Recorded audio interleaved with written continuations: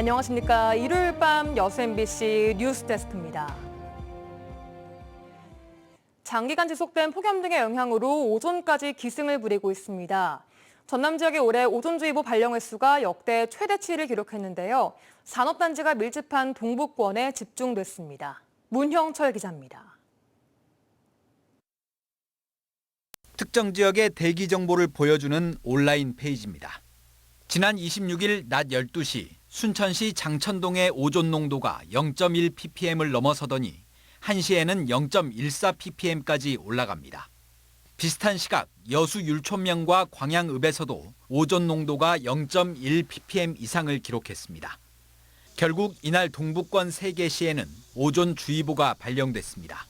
올 들어 지금까지 전남 지역에 내려진 오존주의보는 76회, 지난해보다 55%나 늘면서 역대 최대치를 기록했습니다. 폭염으로 인한 기온 상승과 자외선 증가가 원인으로 지목되는데 대기오염물질 배출량과 차량 통행량이 많은 광양만권에 90% 이상 집중됐습니다. 석유화학공단이나 제철 등 대형 오염 배출 사업장이 밀집한 지역이고 분지 형태의 지리적 특성상 대기 정체가 좀 심한 대기오염물질과 자외선이 반응해 만들어지는 오존은 독성을 띠고 있어 호흡기 등에 악영향을 미치고 특히 천식 등을 앓고 있는 환자나 노약자들에게 치명적일 수 있습니다. 폭염이 한풀 꺾이면 오존 농도도 낮아질 것으로 보이지만 길게는 10월까지도 주의보가 발령되는 경우가 적지 않아 안심하기엔 이릅니다.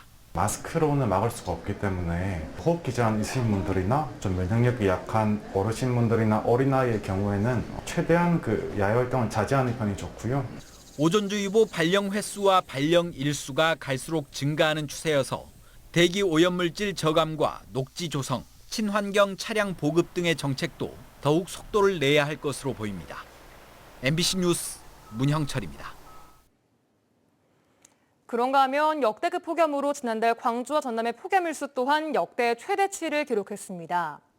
기상자료 개방 포털에 따르면 지난달 광주 전남의 폭염일수는 20.1일로 2013년 13.3일을 크게 뛰어넘었고 6월부터 8월까지 광주와 전남의 열대야 일수는 29.1일로 종전 기록인 25.7일을 제쳤습니다.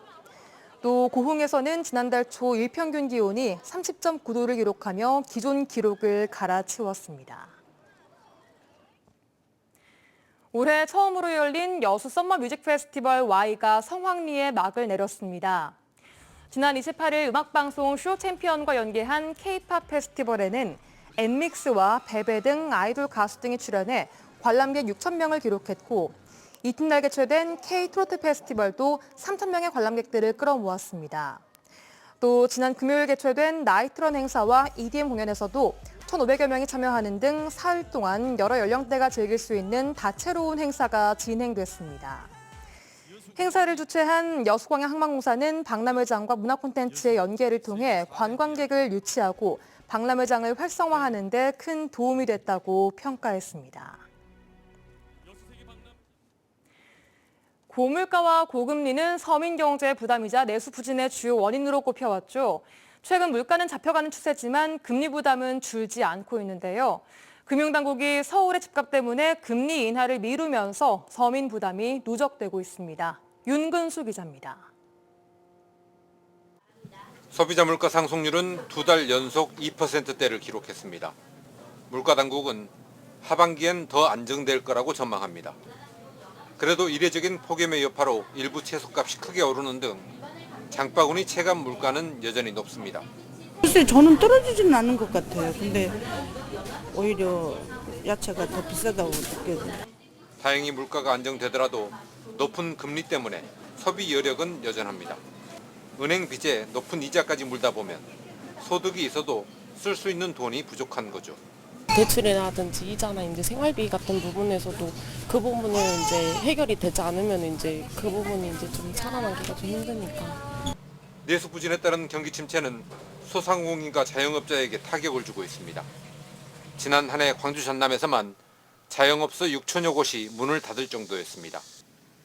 이 때문에 내수 진작을 위해서라도 금리 인하의 필요성이 제기되지만 금융통화위원회는 기준금리를 또 동결했습니다.